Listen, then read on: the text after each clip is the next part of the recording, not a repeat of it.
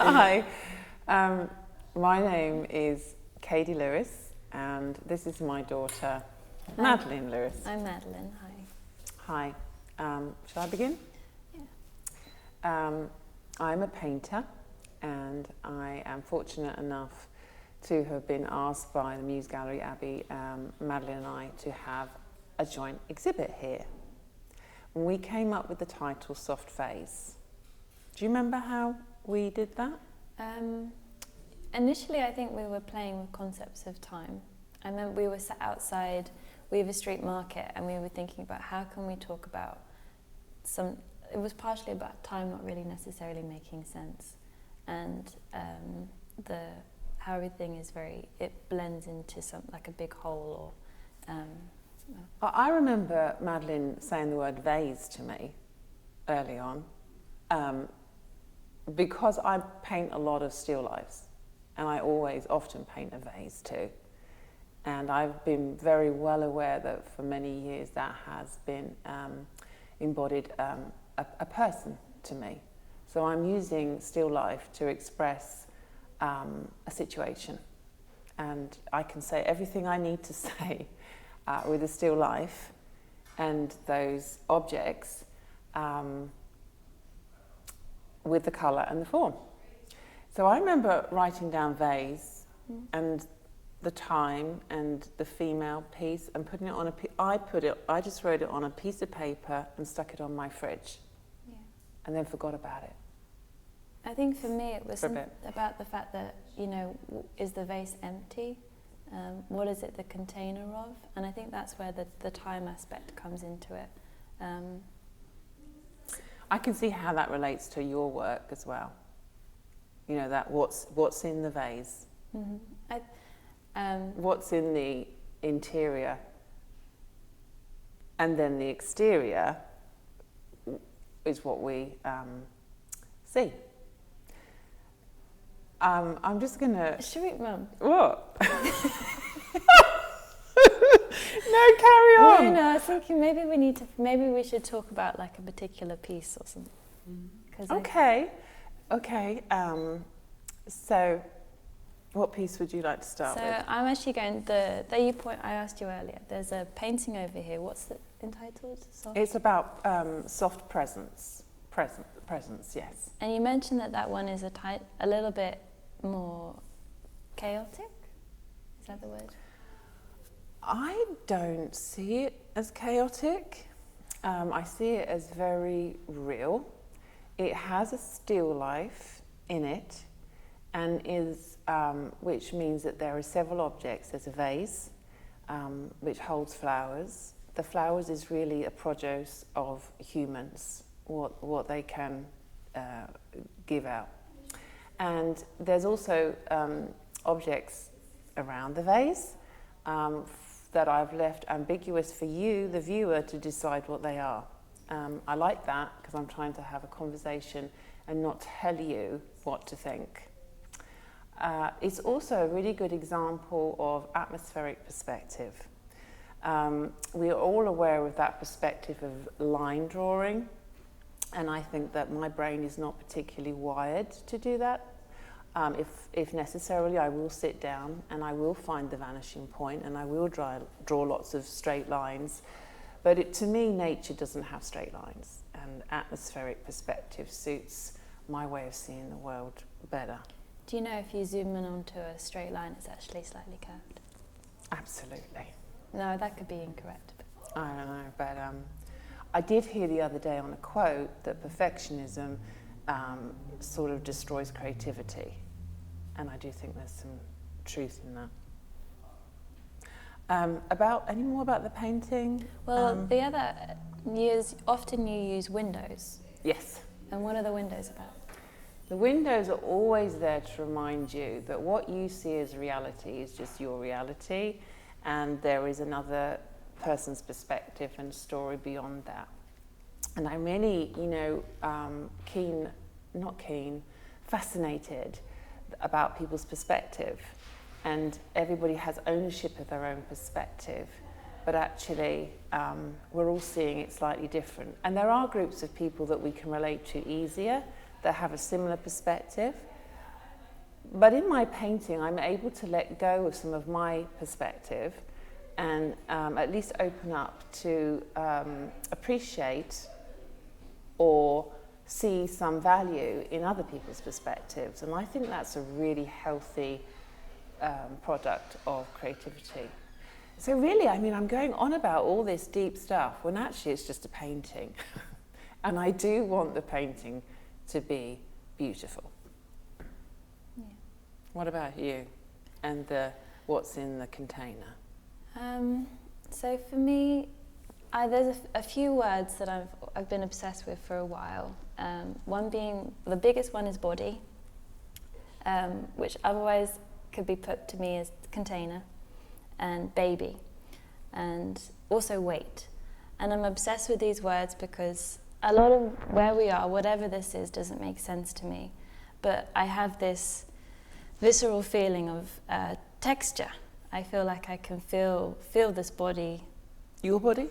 No, it's mass. Okay. It's the substance in between. It's the energy. It's the I don't know if it's the air. It's the you know the. Is it energy? It's not just energy though. It's like I'm trying to talk about something that encapsulates all of it. The whole of it. The whole of it. Or interconnectedness. No, again, that word pins it down too narrow. It's I really am sensitive to weight and what's inside of everything. And for me, the container is both, it holds, but also gives? What's the words? I think I'm trying to talk about something that is encompassing.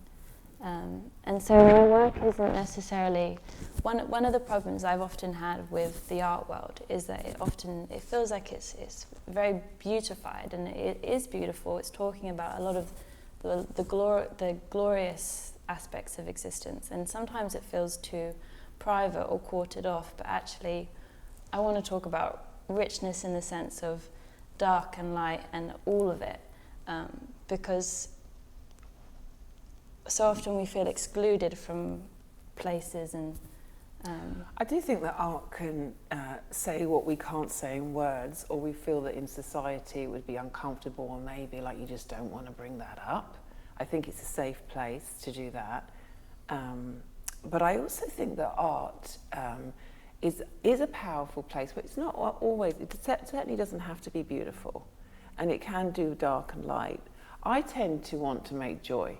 I have to say that. I mean, it's like, why not? Why not make more joy if you can? Although there are artists, I'm thinking of Grayson Perry, who I've admired for many, many years, and he's actually a ceramic artist. And you look at this vessel, and it's totally beautiful, and then you get up close, and he's talking about some really vulgar, uncomfortable stuff, and I think that's magic. Vessel. I think that suits the word I'm looking for. Because vessel, is this a vase? But it's also, we're a vessel. Absolutely. The place that we're in, it feels like a vessel. Yeah. Even giving birth, the birth canal, that's a vessel. Mm-hmm. A highway. A highway is a vessel, a car. So I guess the thing is that we're kind of doing a similar thing in a way, at trying to depict the whole, and seeing that we are vessels, and we're operating in a world where we are using vessels to navigate. Using might be the wrong term. Do you know, this conversation reminds me of the fact that we make the work maybe better than we can. Yeah, it's very difficult to talk about. It is difficult about to talk this. It comes from a place of respect. For me. Wrong word for me. Right. For me, I just want to make it all. I want all of it.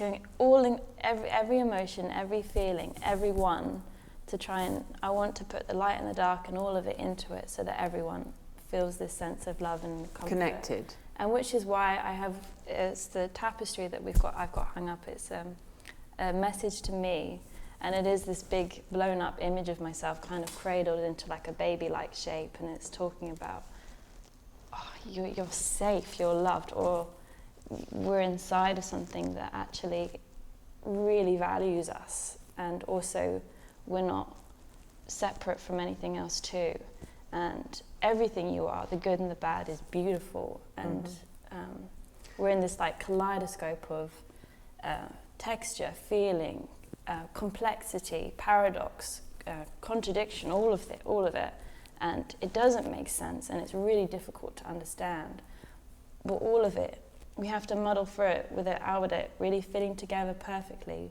but it's making this pattern, this tapestry, which I love, which is why I love fabric so much, that in the end is creation. So we're kind of trying to understand our experience, because it can be, as a human being, you can feel like just an isolated piece, or it's like a facet, or it's like a shape, or it's like a colour. And then through creativity, you can realise how actually it's all fine. You know, it's all, you know, a lot of it is a tapestry. And although we can't see it from our small perspective as to why on earth things are as they are, I've often described, I use painting to forget myself, in fact. And so then I can feel part of that whole more. Do you know, mine has never been about forgetting myself, isn't that funny? But maybe that's my youth. Oh, sorry. No, it's okay. You know, like, we're getting over yourself. If I say getting over myself, that's like dropping the ego. I understand what you're saying with that. But then if you see yourself and other people as the same, then it isn't necessarily about forgetting yourself. Well, we're not the same. No, but we are the same, all parts of the same we're cogs of the same thing. Yeah. We're all a cog of a bigger thing. But that's the thing is once you... And that's okay. But once you realise your similarities to others, the fact that a lot of all this tricky stuff we're navigating, we share, then it isn't necessarily so much about forgetting yourself, it's about realising that actually that connection... That they are... We're all experiencing something very similar, different, but beautifully difficult and complicated and confusing, and we don't talk about the stuff that we're going through, but often it's very similar. I know a lot of people will find this conversation very abstract, and it is. And I know there is something to be said for our individuality and those wonderful traits we bring, all of us, to the world. And then there's another part of accepting how, you know, we're similar. As I have got older, I'm really aware that, you know, the two sides of the coin, the two ways of seeing something actually both exist at the same time. And now we need the scientist and the astronomer to come and explain that.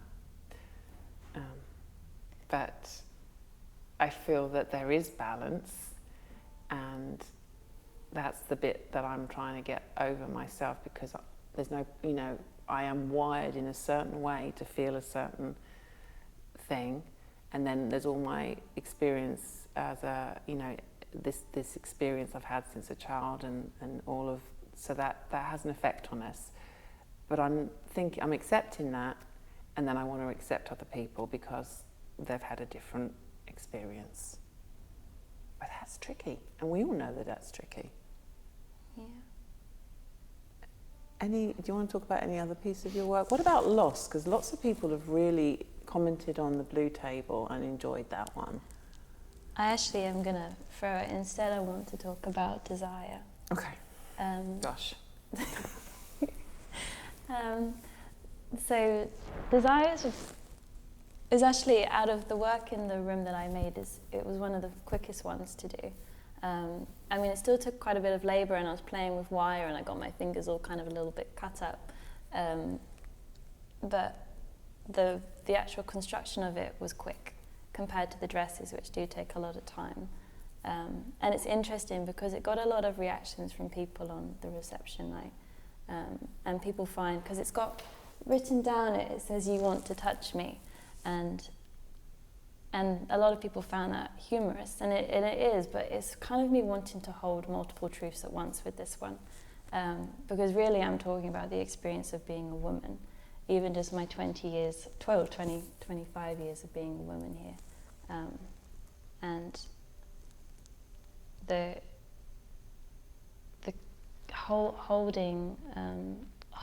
feeling somewhat responsible and holding another person's desire, I think. Being a woman, well, before you even, know what's expected of you, you are photographed and talked about how you look and what you wear, and that happens even before puberty.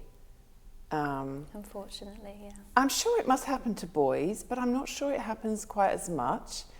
And then when you go into puberty, people start commenting about your body shape changing. And I'm not sure that, I guess guys have it about maybe getting taller perhaps, but I remember being told that I was getting buxom at 12, and I kind of thought that was not necessary.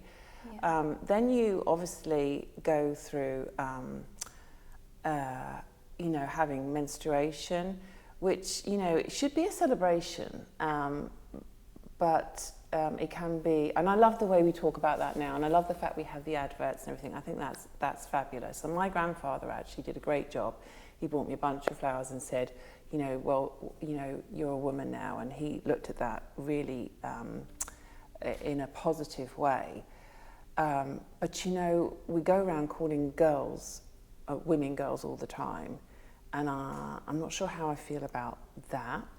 And it's multi-layered, because you can't really win, and that's just not the right word, isn't it? What is the best way to be a female in this world?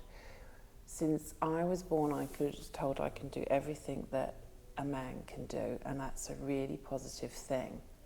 And I wasn't a feminist until my 40s, because I decided I didn't want to be a man. So even though I could do everything that they could do, and that's a brilliant thing, so I could go off to college and I could have a career, and then, amazingly enough, for my generation, not only could we have a career, we could have a family too. We could have it all. And so we've kind of now expected to do it all. And no one can do it all. No one can do it all. So that's kind of where we're at. How is it for your generation? How's it for yours? So I'll throw it to they're a set, the dress, the soul, and the body, and I think first of all it was I was holding a lot of grief in my body, and I felt like I needed to transmute it into something material, and so I made these gowns because I wanted to talk about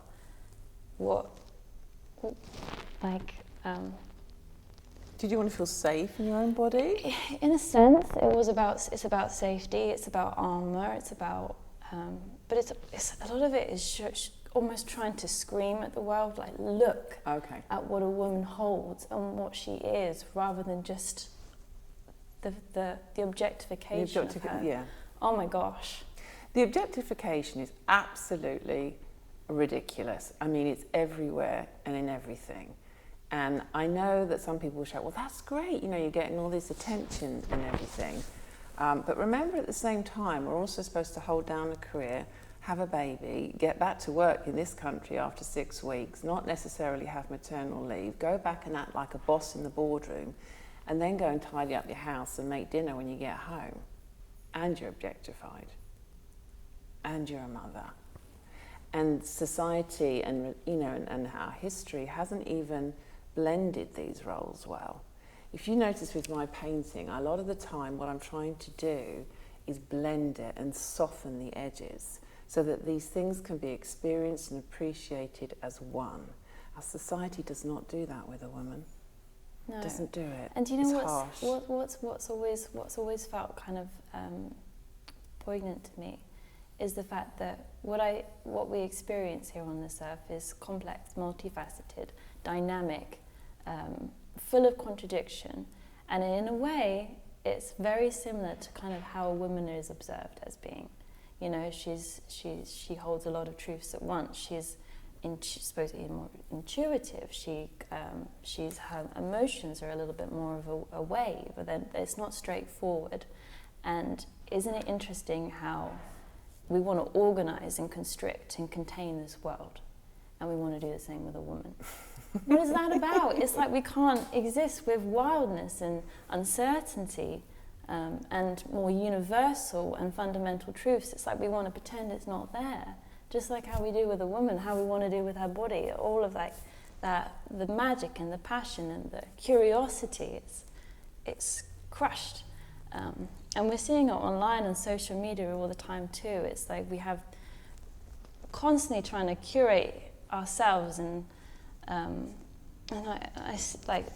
you talk about my generation of women, and I fall into it too. You know, you want to post the picture of yourself that others are going to perceive in the best light.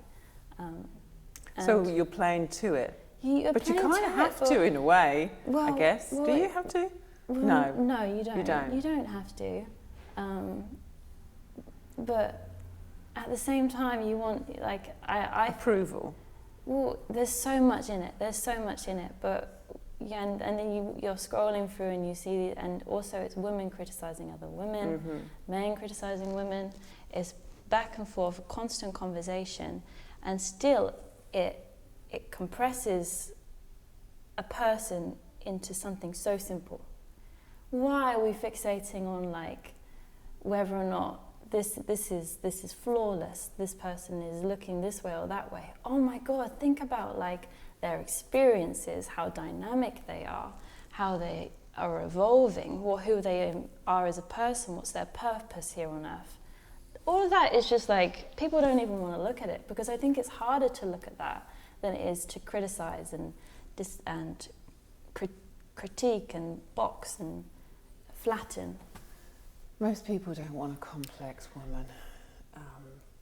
But we're all complex. Exactly. It's just we just don't. But it's just we're pretending that we're not. But or we're shutting ourselves down or trying to be perfect, and of course that's when the creativity stops. Sometimes it feels like people want to jump in the grave before they're even there. And I don't want to sound like, because I think that, again, with my generation, that men have also had some things, you know, there have been some difficult things for them to actually, adapt to, So this is not just a moan, because I know that that's often where the place of where it can go. I still stand by this, that my grandfather making me feel like a woman, and that was a good thing. The fact that my body was changing, that I would get bigger, and that I could bear children was a celebratory thing.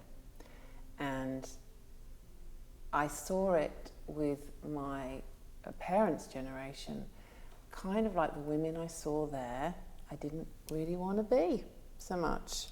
It seemed that it was far more a performance in some ways, a performance of being as skinny as you could get, controlling food and putting on this domestic ideal.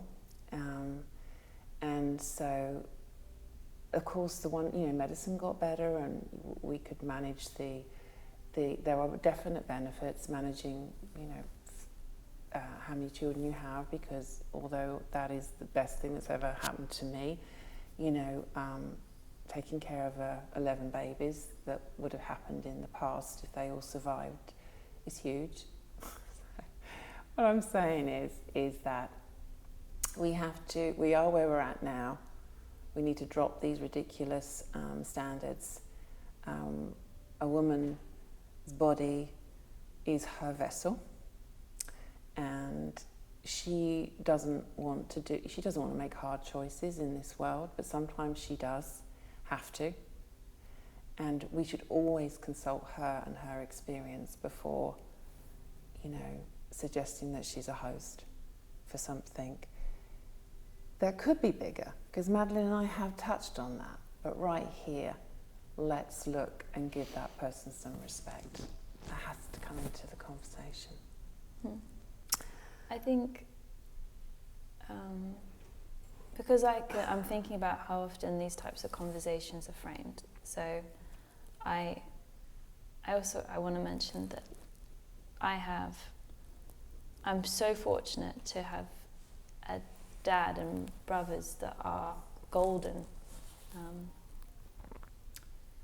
But as a woman, you can hold that. You can see when you're being treated gloriously, and also when you're not. And the unfortunate truth is that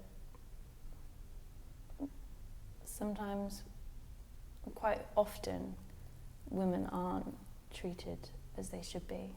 And obviously it's the same for... When you say should be, like, what do you mean? Well, what I mean by that is... respect? Maybe it does come back to that respect word. Like, we're not here to be... objects? Yeah, again, it's constant. Or the vessel? Well, no, I don't know about that. I think we are a vessel. We are a vessel. So but a vessel is an object. No, but this is a good point, isn't it? Yeah, but a vessel, but again, maybe we're just coming back into the problems with words, because a vessel is a big one. It encompasses a lot. Yeah. Yeah. First of all, I think it's about women having to really hold women up. Because part of the problem here I see at this point in my life, whereas before I was just blaming, for want of a better word, men, I now see women, unfortunately, as a big part of the issue too. And that is either you are, feeling, I don't really understand it. If you're not raising other women up, if you're not protecting other women, if you're not wanting equal rights for them, for your daughters, I really just don't understand that. And by all means, come and explain that to me. What would you say? From my perspective, me personally, I'm not quite there. Just because I feel like it's a... What do you mean you're not quite there? Well, like I don't think I'm feeling that anger. With women? No. It's not so much anger, it's actually a kind of like disappointment, because I think they're so entrenched and used to how things... Well, we're going back again angry at the woman. And the thing is, I don't even want to be angry at the men. No, let's not be angry at anyone. Let's just wake up. And I think the reason I'm making the work personally, for one of the many reasons, is because I've observed you. I've observed your experiences to an extent. Watching it happen, the way you move about the world, the attention you get, maybe wanted or not wanted. And all of this has made me want to make work about substance, creation, what we're carrying, what unseen labour. And if we're talking about women, there has to be a mention of unseen labour. Which is? Well, there's a lot of it. Even childbirth isn't necessarily recognised as it should be. As a labour. Well, that's the thing. Actually, yeah, we're talking about being a host. There should be some financial compensation with that. Do you see what I mean? There's this kind of like ridiculous dichotomy with some of the things that you hear, and then yeah, it doesn't. That doesn't. It's like women work is not seen as being economically or financially, it doesn't come with a value, and yet, you know, it's extremely valuable, and it's can be seen as soft, and that's a good thing. But don't take advantage of somebody's softness. No. And I think women are a bit used to abandoning themselves as well. And I think that where the soft face comes, like the softness part of it has to come in, is because me personally, I don't know about you, is I don't really want this to be like a harsh confrontation. The work is soft. It's talking about love as well as all of this other stuff. We're celebrating softness, aren't we? I think we are. Yeah, but it's also I want to talk about these subjects compassionately as much as I can, because I want to talk about the full spectrum of it. And I'm also aware that I don't know. There's so much I don't know. I haven't experienced. I don't know what it's like to live in other people's shoes. And it's often you can never get there. All I know is I'm speaking from my own personal perspective. I have my history behind me. I've seen what I've seen, and I want to talk about love, weight, the sacrifices, and the endurance of being here. And yes, there's themes, huge themes about feminine labour and how her body is looked at. But I feel like the only way to reach people is through communicating as compassionately and softly as you can sometimes. And why not this time? I mean, I'm sure it's done. I just want to use my femininity to do it, my softness. No, I understand that. So that's a good point, because when I did decide to claim myself as being a feminist, I wasn't going to do it by trying to emulate what I thought a man does well. I want to do what a woman does well, and that can be by, acting softly, acting compassionately, trying to give space to all the compartments in the room and in any scenario, and for women's voices to be heard and raised up, which is a little bit which Soft Lungs is about. Yeah, and that's not to say, and again, like you said earlier, that's not to say that there's like strength and more practical resilience and things like those, things that are more typically deemed masculine. It's not to say we don't have them. I'm confident I do. But this is the language I'm choosing to use because it feels closest to my soul personally, and because it's a language that isn't appreciated as highly as I wish it was. Which is talking through these weaves. There's like this abstract conversation where you leave space for things that, again, like the stitching and the weaving. That's the language I'm choosing to use because it's complex, and I feel like it mirrors the world we're in very well, but also it's not a language that's appreciated as highly as it should be. Yeah, and just I'm going to say one last thing. There's a wonderful video of Meryl Streep in an interview talking with several of her colleagues and actors, and I absolutely adore it. And basically, she's explaining how she talks man, that she dreams. She can talk like a man, and she can dream in man's talk. And I can really relate to that, having had the fortunate experience of being allowed to. And I would love to call now men to learn how to speak women, but do it with, do it with joy and do it with pride, and then maybe we will be able to respect, and it will become more equal, and we'll be a fuller world because of, embracing the two strengths. There's weaknesses to both. There's no anger here. It's simply looking for that balance, which I do in my paintings too. And yeah.